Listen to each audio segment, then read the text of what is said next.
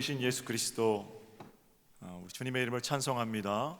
시간 말씀을 들을 때에 우리의 심중이 주께로 확정되기를 원하오니 성령님 친히 말씀하여 주시옵소서. 감사하고 주님의 이름으로 기도 올렸나이다. 아멘. 할렐루야. 주님의 이름으로 축복합니다. 앞에 옆에 뒤에 분들을 사랑합니다, 축복합니다 이렇게 인사하시죠. 네.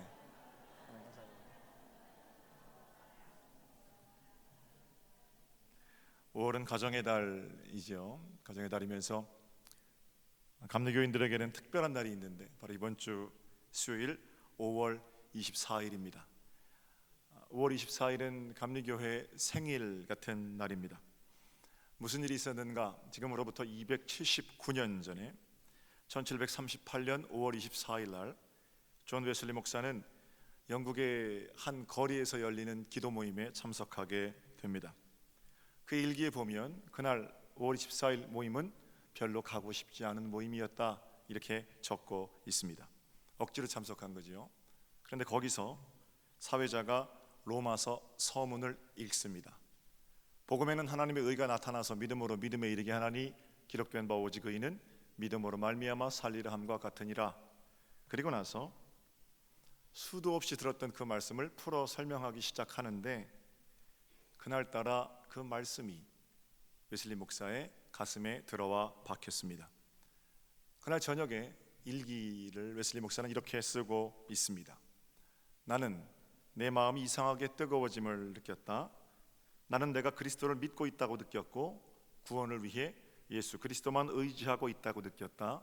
곧바로 나는 나의 모든 죄가 예수 그리스도의 보혈의 공로로 사해졌음을 확신하게 되었다. 죄와 죽음의 법에서 구원받았음을 나는 비로소 확신하게 된 것이다. 이 웨슬리 일기거든요. 그리고 그날 이후에 존과 찰스의 감리교 운동은 삶과 사역에 있어서 전혀 다른 방향을 걷게 됩니다. 그래서 5월 24일을 웨슬리 회심 기념일 이렇게 말하고 감리교회들 중에서는 이번 주간 또는 다음 주간을 웨슬리 회심 기념 주간으로 지키고 있는 겁니다. 저는 기독교 대한감리의 목사이고 여러분들은 기독교 대한감리 교회에 출석하셨습니다. 감리교에서 자랐고 저 감리교에서 태어났습니다. 감리교회가 아닌 교회는 경험해 보지 못했습니다. 그래서 감리교회는 저 요람 같은 곳입니다. 아주 편안하고 자랑스럽기도 합니다. 물론 최근 10년 사이에 벌어진 감리교 일들을 보면서 매우 염려스러운 부분들도 있습니다만 아파도 엄마는 엄마인 것처럼 아파도 여전히 자랑스러운 나의 신앙의 젖줄임에는 틀림이 없다라는 겁니다. 그래서 2017년 웨슬리 회심 기념 주간을 맞아서 오늘 그리고 다음 주일 2회에 걸쳐서 감리교회 교리를 함께 생각해 보려고 합니다. 감리교회 교인들은 무엇을 그리고 어떻게 믿는가? 이런 얘기들을 나눌 겁니다. 제 설교 가운데 감리교회만 진실하고 감리교회만 위대하고 이런 교파주의 말하려는 거 아닙니다. 우리가 감리교인이면 최소한 감리교회가 어떤 교리적 특징을 가지고 있고 어떤 믿음의 꼴을 가지고 있는지는 굉장히 중요한 문제라고 생각했기 때문에 2주간 설교를 준비하고 진행할 겁니다. 총 4가지 신앙 고백을 다룰 텐데요. 오늘은 2가지, 다음 주에 다시 2가지 이렇게 감리교인들의 신앙 고백의 요체를 함께 생각해 보겠습니다. 정치적으로 또는 사회적으로 그 이슈들을 다룰 수 있습니다만 우리는 신앙 고백의 차원에서 특별히 제가 지금 말하는 4가지 명제는 우리 시대의 위대한 웨슬리 신학자인 영등포 중앙교회 김진두 목사의 책 웨슬리와 우리의 교리라는 책에서 그 제목들을 뽑았고 신앙 고백의 순서를 따랐음을 밝혀드립니다. 먼저 우리는 무엇을 믿는가? 감리교인들 첫 번째 신앙 고백입니다. 같이 한번 해볼까요? 한 목소리로 시작. 감리교인들은 모든 사람에게 구원이 필요하다고 믿습니다. 할렐루야.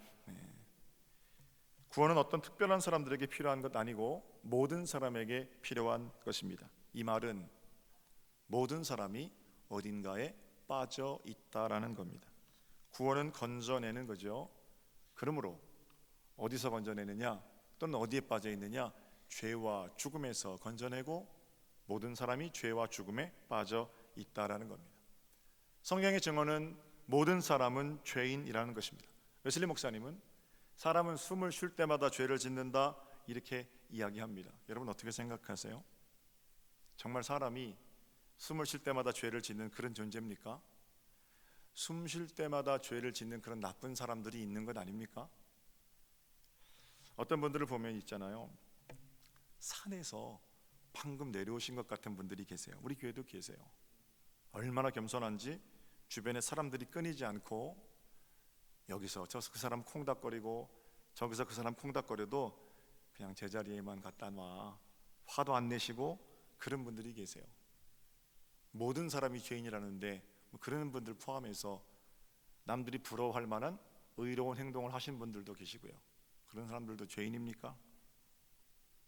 아기들은 어떻습니까? 저희 교회 아기들 얼굴 보면 저는 갓 태어난 우리 교회의 천사 같은 아기들의 얼굴에서 어떤 죄도 발견할 수 없는데 성경은 뭐라고 말하냐면 모든 사람 예외 없이 남녀노소 빈부 귀천 전부 죄인이라는데 뭐가 좀 어울리지 않잖아요. 모든 사람이 죄인이라는 진단에 문제가 있는 것 아닙니까?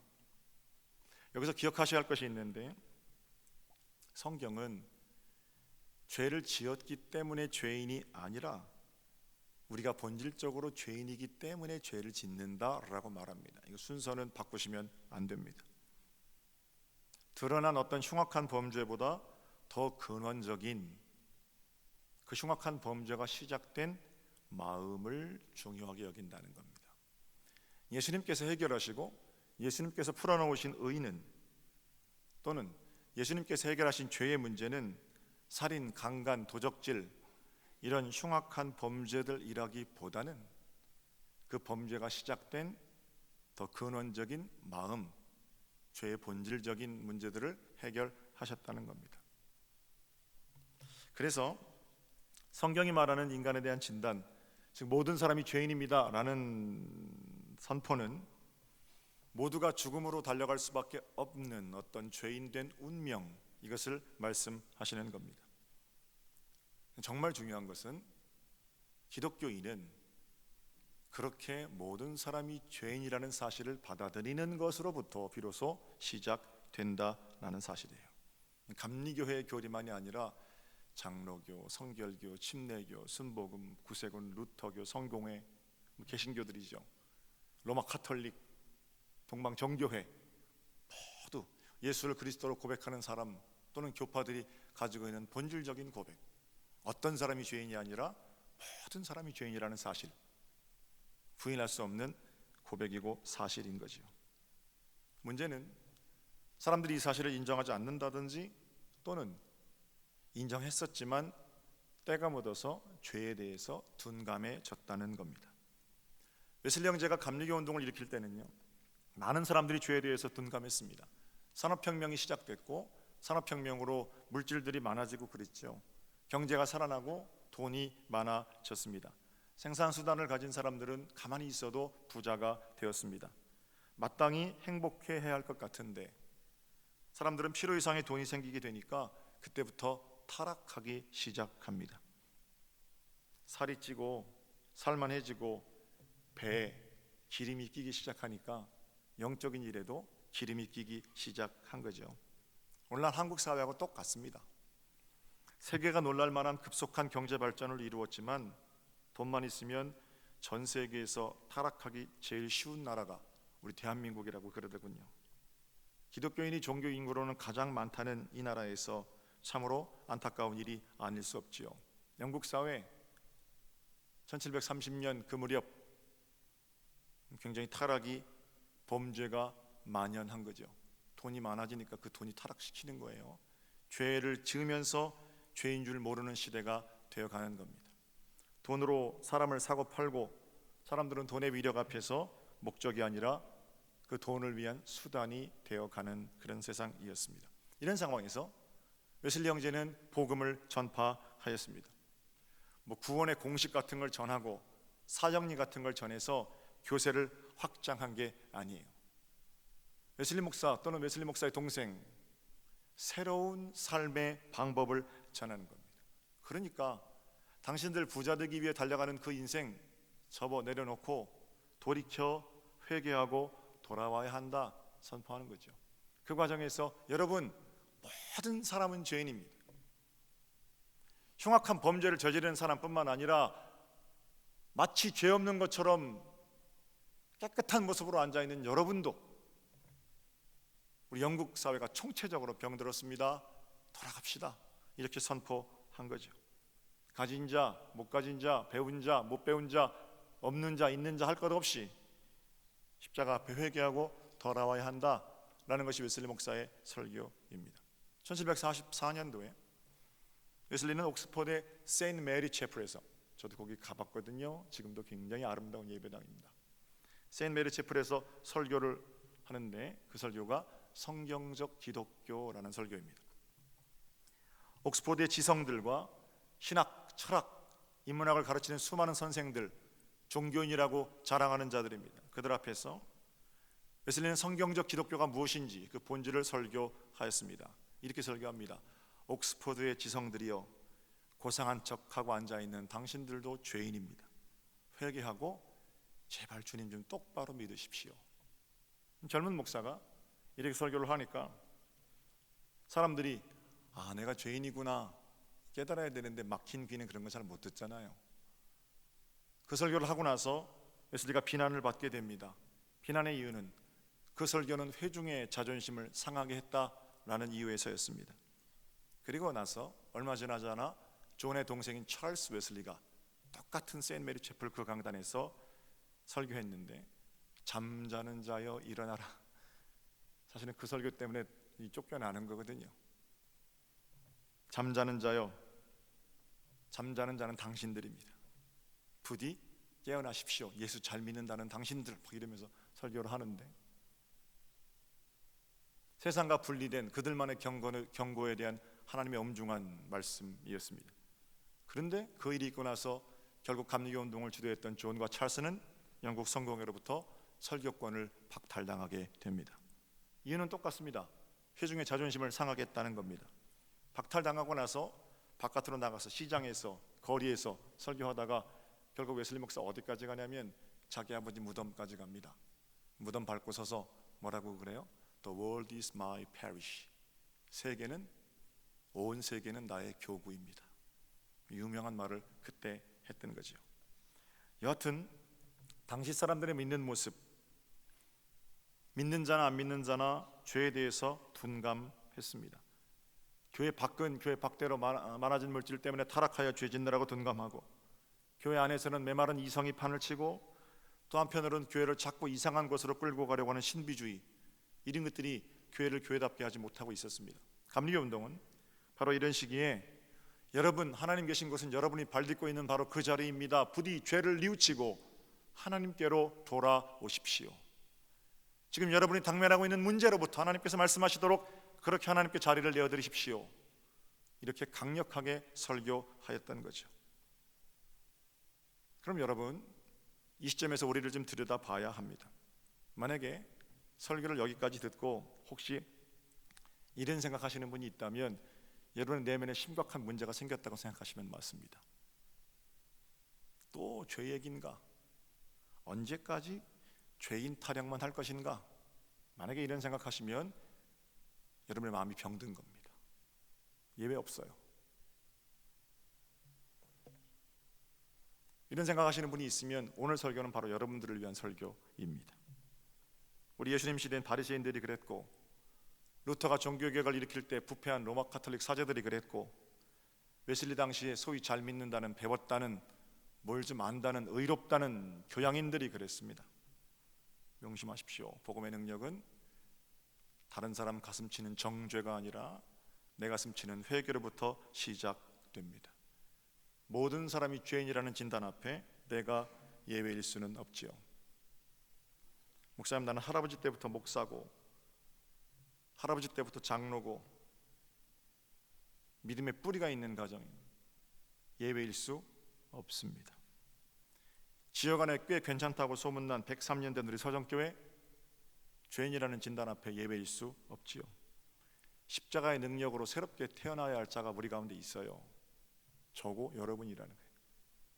마치 다른 사람 얘기하듯이 모든 사람이 죄인이라는 진단 앞에 이리저리 피해가려는 생각 마시고 하나님 통회하고 자복하며 하나님의 법들임으로 진짜 기독교를 시작하는 여러분들이 되시기를 우리 주님의 이름으로 축복합니다. 그 인정할 때 비로소 복음이 내 안에서 능력이 되는 겁니다. 따라해 보실게요. 주님, 좀 더 크게요. 주님, 내가 죄인입니다. 그리고 나서 오늘 본문에 인생들을 향한 하나님의 진단을 한번 읽어볼까요? 53편 띄워주세요. 어리석은 자는 그의 마음에 이르기를 하나님이 없다 하도다. 그들은 부패하며 가증한 악을 행하며 선을 행하는 자가 없도다. 하나님이 하늘에서 인생을 굽어 살피사 지각이 있는 자와 하나님을 찾는 자가 있는가 보려 하신즉 각기 물러가 함께 더러운 자가 되고 선을 행하는 자는 없으니 한 사람도 없도다. 성경이 뭐라고 말합니까? 모든 사람이 죄인이라고 말하죠. 선을 행하는 자가 한 사람도 없다라고 말합니다. 웨슬리 목사는 이 구절을 이렇게 주석합니다. 하나님의 은혜를 얻기 전까지는 인간에겐 선한 것이 아무것도 없습니다. 온통 죄악뿐입니다. 오 주님, 우리는 숨 쉴 때마다 죄를 짓는군요. 왜 이렇게 절망했던 겁니까? 나름대로 경건하게 살았던 메도디스트거든요. 아침 저녁 기도하고 말씀 보고 어떻게든 의롭게 살아보기로 노력하던 목사였고 수재였고 교수였던 이 웨슬리가 선교사 파송도 갔다 왔는데 이 굉장히 좋은 건강한 젊은이가 왜 이 구절 앞에 절망하는 겁니까? 이유는 한 가지예요. 그렇게 절망하는 자들에게만 예수 그리스도의 구원의 소식이 복음이 되기 때문입니다. 이렇게 자기 자신의 힘으로는 헤어나올 수 없는 깊은 죄의 강에 빠져 있다는 정확한 진단 앞에서만 예수께서 나를 건져주시는 것이 능력이 되고 예수께서 나를 구원하시는 것이 감사함으로 고백되어진다는 겁니다. 이게 복음이거든요. 저는 우리 교회에 아멘, 주님 내가 죄인입니다, 이런 고백을 하는 성도들이 많아졌으면 좋겠어요. 어떤 사람들이 지도자가 될 때 교회가 행복한가? 주님 제가 죄인입니다, 이런 사람들이 교회 목사, 장로, 속장이 될 때 교회가 평안합니다. 이런 사람들이 가정을 다스릴 때 가정에 화목이 넘치는 거고요. 다시 한번 따라해 볼까요? 주님 내가 죄인입니다. 우리 모두의 고백이 되어야 할 줄로 믿습니다. 자, 두 번째, 감리교인들은 무엇을 믿는가? 화면 띄워서 함께 고백할 거예요. 감리교인 시작. 감리교인들은 모든 사람이 구원받을 수 있음을 믿습니다. 할렐루야. 여러분은 어떻습니까? 모든 사람이 구원받을 수 있습니까? 아멘이죠. 그런데 어떤 분들은 하나님께서 구원하시기로 예정된 사람들만 구원받는다라고 말합니다. 그러나 예수님은 어떤 특별한 몇몇 사람들만 구원하시기 위해서 십자가를 지신 것이 아닙니다. 전 인류의 십자가를 지시고 돌아가셨습니다. 죄를 지시고 십자가 위에 돌아가셨습니다. 그걸 유식한 말로 말하면요, 만인 구원론이라고 말합니다. 1739년 4월에 웨슬리는 4,000명의 회중 앞에서 설교를 하는데 그 설교 유명한 설교거든요. 제목이 Free Grace예요. 값 없는 은총. 거기 첫 질문이 이런 겁니다. 여러분, 하나님께서 구원받을 자를 예정하시고 멸망받을 자도 예정하셨다는데 일부 사람들이 말하는 그게 사실입니까? 이러면서 설교가 시작됩니다. 구원이란 몇몇 사람들에게만 주어진 그런 거고 나머지는 전부 지옥의 땔감으로 창조하셨습니까? 뭐 이런 질문이겠지요. 소위 이중 예정에 대한 매우 신랄한 비판입니다. 우리 감리교인들은 이중 예정을 받아들이지 않습니다. 우리 시대도 비슷한 사람들이 있죠. 성경을 문자적으로 해석해서 구원받을 사람의 수를 14만 4천 명 제한하셨다. 해괴망측한 소리입니다. 극단적인 이기심의 결과입니다. 14만 4천 명만 천국에 가고 나머지를 다 지옥에 밀어넣는 분이 우리가 믿는 하나님이라고 저는 생각할 수도 없습니다. 하나님께서 그 사람들 몇 명 구원하시려고 나머지 인류를 다 버린다는 얘기가 어떻게 인류를 향한 복음이 됩니까? 자기들 이기심이 만들어낸 게 분수가 있어도 분수가 있어야지요. 물론 이중예정과 그건 좀 다른 얘기입니다. 그건 이단들 얘기니까요. 그러나 이중예정도 끝까지 밀고 나가면 그 이기심 아닙니까? 나는 구원받았다, 그 구원받은 것에 안주하려는, 몇 명의 사람들만 구원하시기로 예정하시고 나머지 다수는 다 멸망으로 예정하셨다. 이건 복음이 아니지요. 웨슬리 목사는 그 프리 그레이스라는 설교에서 이중 예정을 몇 가지 이유를 들어서 비판하는데요. 제가 오늘 그거 시간 관계상 다 살펴볼 수는 없고 이런 것만 핵심적으로 다루면 좋겠어요. 만약에 구원받을 자와 멸망받을 자를 동시에 하나님께서 예정하셨다면 여러분, 우리의 설교, 우리의 전도, 이거 아무짝에도 쓸모없는 것이 됩니다. 우리가 열심히 복음을 가지고 나아가는 이유는 그 사망에 붙들려 있는 생명을 영원한 생명으로 인도할 수 있다고 믿기 때문에 우린 나가서 전도하는 겁니다. 우리가 거룩하게 살아야 하는 이유, 왜 거룩하게 삽니까? 내가 구원받았다는 확신 때문에 그래요. 그런데 이 확신을 가지고 열심히 살았는데 내가 만약에 멸망받기로 예정되어 있다면 거룩하게 살아야 할 이유가 전혀 없는 거죠. 며칠 전에요, 겨울옷을 정리하는데 오랫동안 제가 입었던 까만색 로만 컬러가 있어요. 여기 목도 다 해지고 팔도 다 해지고, 그것 굉장히 정들었거든요. 제가 목사한테 때 선물 받은 옷이고 10수년이 넘도록 입었기 때문에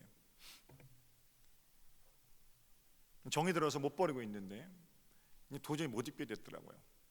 와이프가 몇 번이고 저한테 목사님 이거 버립시다 그러는데 내가 정 들었으니까 좀 더 입자고 했다가 도저히 못 입게 되어서 이제는 그럼 이번에 갖다 버립시다 내가 그랬어요. 놀라운 사실은요, 그거 내가 입으려고 마음먹었을 때는 그거 내 옷이었는데요, 버리겠다고 마음먹으니까 그때부터 쓰레기더라고요. 버리겠다고 마음먹으니까 그때부터 쳐다봐주지도 않는 거예요. 하나님께서 사람들을 만드셨는데 쓰레기로 만들었다면, 버리려고 만들었다면, 우리를 사랑하시는 하나님, 우리와 함께 하시는 하나님, 이 고백 다 의미 없는 게 되죠. 쓰레기인데 그 쓰레기에다가 정을 주는 주인이 어디 있어요?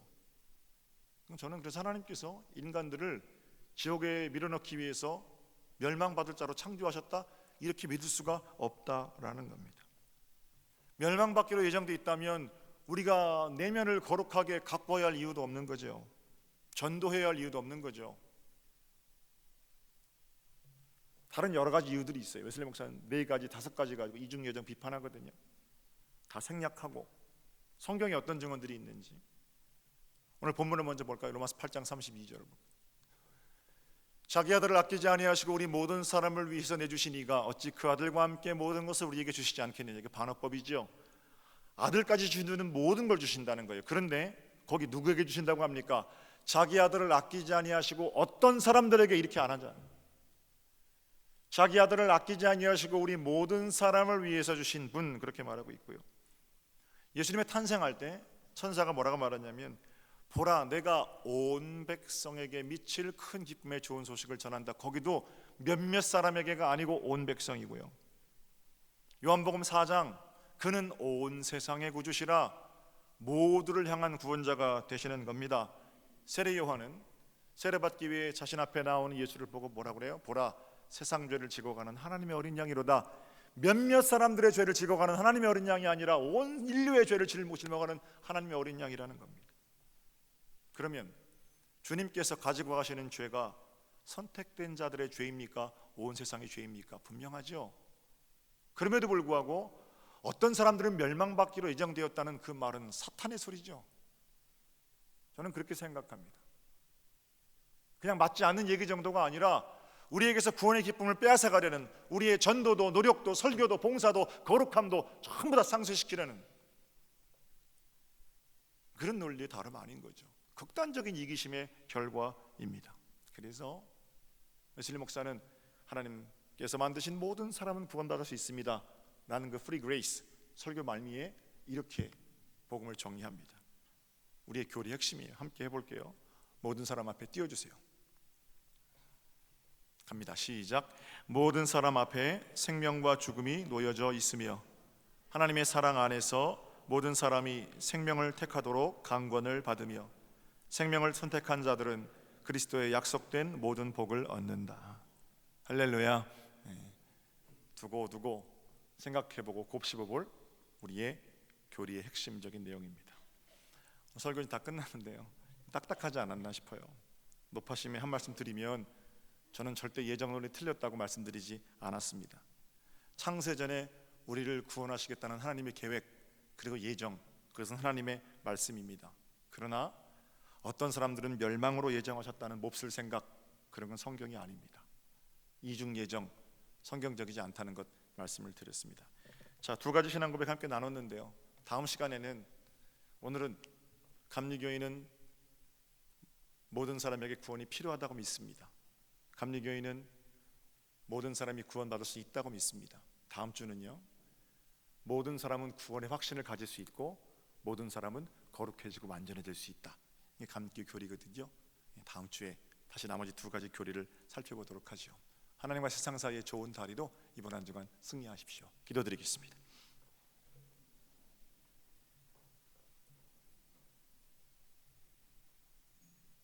하나님, 내가 죄인입니다. 나를 구원하시기 위해서 예수 그리스도를 보내주심을 감사드립니다. 그 구원의 기쁨, 모든 사람을 구원하시기 위해 나를 세상에 보내시는 하나님 기억하면서 자랑스러운 감리교인답게 이번 한 주간도 우리가 속한 삶의 자리에서 그리스도의 거룩한 분량을 온전히 살아내게 하옵소서. 천국에 대한 소망이 아침마다 용서 좀 치게 하시고 그 아름다운 소망으로 구원의 기쁨으로 걷는 은혜의 삶이 저희들 모두의 것이 되게 하여 주시옵소서. 감사하고 주님의 이름으로 기도 올렸나이다. 아멘.